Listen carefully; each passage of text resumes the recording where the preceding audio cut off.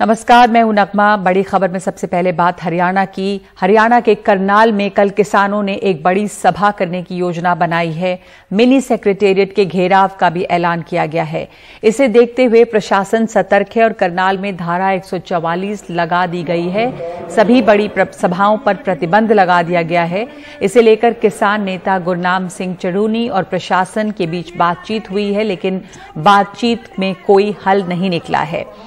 यहीं पिछले महीने की 28 तारीख को किसानों पर पुलिस ने लाठीचार्ज किया था, जिसमें कई किसान घायल हो गए थे, जिसके बाद से किसान गुस्से में हैं। किसान नेता गुरनाम सिंह चड़ूनी का कहना है कि प्रशासन अपने अधिकारियों को बचाने में लगा हुआ है। इस वक्त हम खड़े हैं हरियाणा के करनाल जिले में, जहां पर कल किसानों ने एक महापंचायत भी करनी है अनाज मंडी में, और उसके बाद जिला कॉम्प्लेक्स जो है, डिस्ट्रिक्ट हेडक्वार्टर है, उसके दफ्तर को घेरने की भी बात कही है। और इसी वजह से हरियाणा सरकार की तरफ से ये जो आप देख रहे हैं, ये बहुत ज़्यादा पुलिस बल जो है उसकी तैनाती की गई है। अगर एसपी गंगाराम पुनिया की माने तो उन्होंने कहा है कि करीब 40 कंपनी जो है, जिसमें अलग अलग ज़िलों से पुलिस फोर्स को बुलाया गया है, 5 एसपी और कई डीएसपी, इसके अलावा जो सेंट्रल आर्म्ड पुलिस फोर्सेज होती है उसको भी लगाया गया है। मेन करनाल ज़िले में 28 तारीख को एक लाठीचार्ज हुआ था, उस वक्त जब बस्तारा टोल प्लाजा जो नेशनल हाईवे पर करनाल में ही स्थित है, वहां पर किसान प्रदर्शन कर रहे थे, क्योंकि करनाल ज़िले में भाजपा का एक कार्यक्रम होने वाला था जिसमें मुख्यमंत्री मनोहर लाल खट्टर और भाजपा के दीगर नेता आने वाले थे।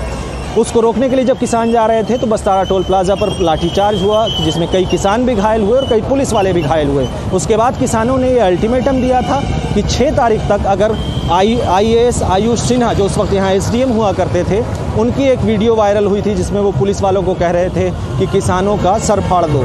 उनके और उनके साथ जो पुलिस वाले इस लाठीचार्ज में इन्वॉल्व हैं, किसानों की मांग थी कि उनके ऊपर धारा 302 लगाया जाए, क्योंकि एक किसान की मौत भी हो गई थी। हालांकि प्रशासन कहता है कि लाठीचार्ज से उस किसान की मौत नहीं हुई थी। इसके अलावा भी कई मांगे थी किसानों की। आज प्रशासन के साथ किसान यूनियन की बैठक हुई, लेकिन किसी नतीजे पे वो नहीं पहुंच सके, जिसके बाद किसानों ने कहा है कि वो कल करनाल की अनाज मंडी में महापंचायत करेंगे, और महापंचायत करने के बाद वो करनाल प्रशासन का जो दफ्तर है उसको अनिश्चित काल के लिए घेरने जाएंगे।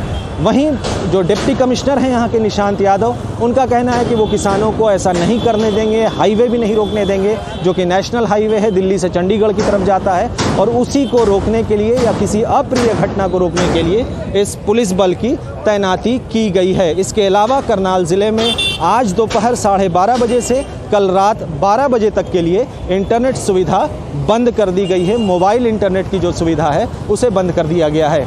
इससे पहले हमने देखा है कि कई बार पुलिस प्रशासन अलग अलग ज़िलों में किसानों के साथ भिड़ चुकी है। किसानों के ऐसे महापंचायतों या गैदरिंग को रोकने के लिए बल का भी प्रयोग किया गया है। अब ऐसे में कल देखना होगा कि बिना बल प्रयोग किए क्या किसी अप्रिय घटना को रोका जा सकता है। करनाल से कैमरा पर्सन गुरमीत के साथ मोहम्मद गजाली, NDTV इंडिया। सुप्रीम कोर्ट ने कहा है कि मंदिर के अधिष्ठाता देवता ही मंदिर से जुड़ी भूमि के मालिक हैं, पुजारी नहीं। अदालत ने कहा कि पुजारी केवल पूजा करने और देवता की संपत्तियों के रखरखाव के लिए हैं, उसे जमीन का मालिक नहीं माना जा सकता। जस्टिस हेमंत गुप्ता और जस्टिस AS बोपन्ना की पीठ ने अयोध्या फैसले सहित पहले के फैसलों का जिक्र करते हुए मध्य प्रदेश के एक मामले में यह फैसला सुनाया है। अदालत ने साफ किया है कि देवता में निहित संपत्ति के संबंध में कलेक्टर का नाम प्रबंधक के रूप में दर्ज नहीं किया जा सकता, क्योंकि कलेक्टर सभी मंदिरों के प्रबंधक नहीं हो सकते जब तक कि ये राज्य के साथ निहित मंदिर न हो।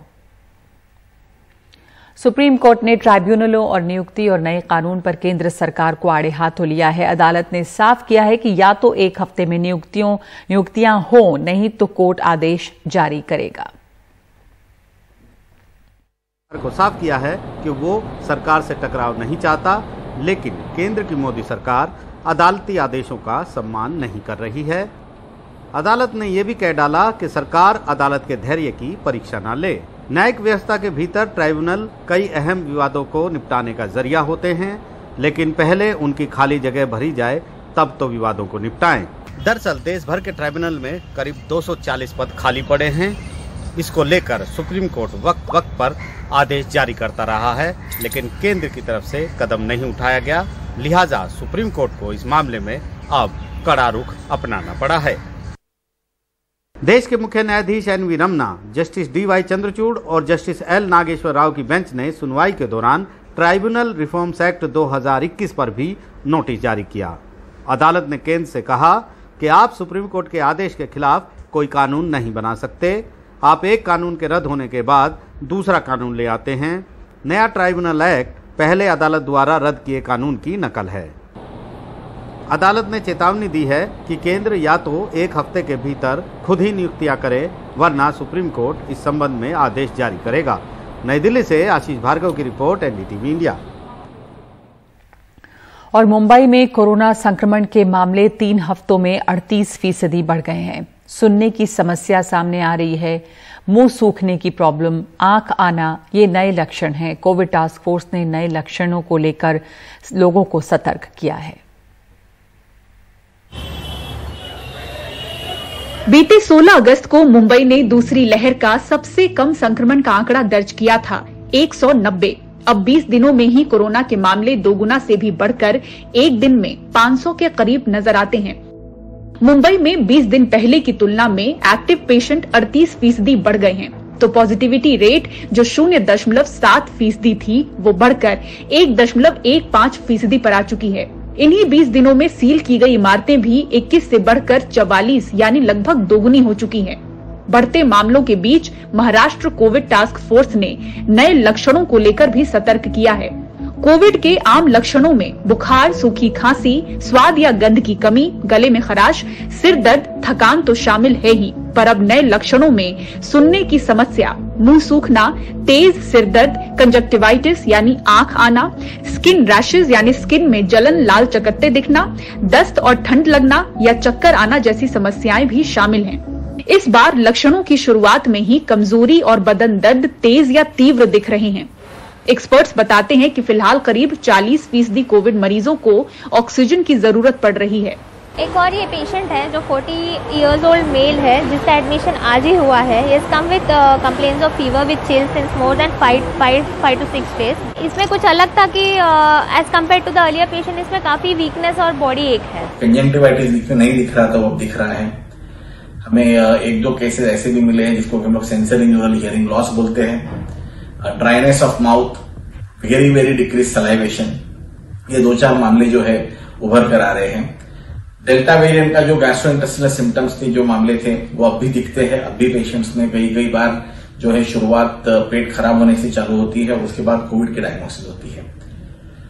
अगर आप पेशेंट्स को हॉस्पिटल में भर्ती होते हुए देखो तो अभी भी जो पेशेंट हॉस्पिटल में भर्ती हो रहे हैं, अधिकतम लोगों को जो है सांस लेने की तकलीफ होती है, तभी ये भर्ती हो रहे हैं।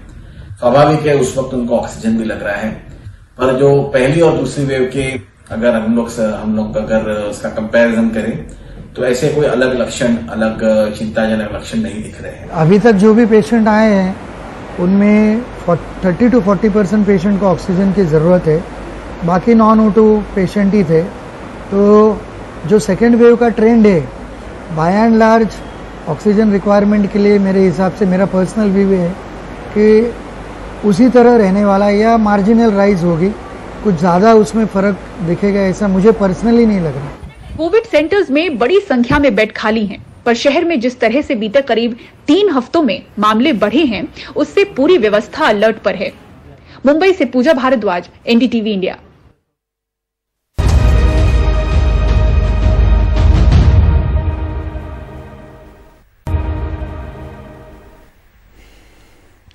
और एक 14 साल की बच्ची को अगवा करके गैंगरेप के मामले में पुणे पुलिस ने 8 आरोपियों को गिरफ्तार किया है। आरोपियों में रेलवे के 2 अधिकारी और कई ऑटो ड्राइवर शामिल हैं। सभी आरोपियों पर पॉक्सो समेत कई धाराएं लगाई गई हैं। 31 सितंबर को पुणे रेलवे स्टेशन के पास से एक ऑटो ड्राइवर पीड़ित बच्ची को अनजान जगह ले गया। उसे पुणे और मुंबई में अलग अलग जगहों पर रखा गया। इस दौरान कई लोगों ने उसके साथ बलात्कार किया। रविवार को पुलिस ने मुंबई से बच्ची को बरामद किया और उसके बयान के आधार पर आरोपियों की गिरफ्तारी हुई है।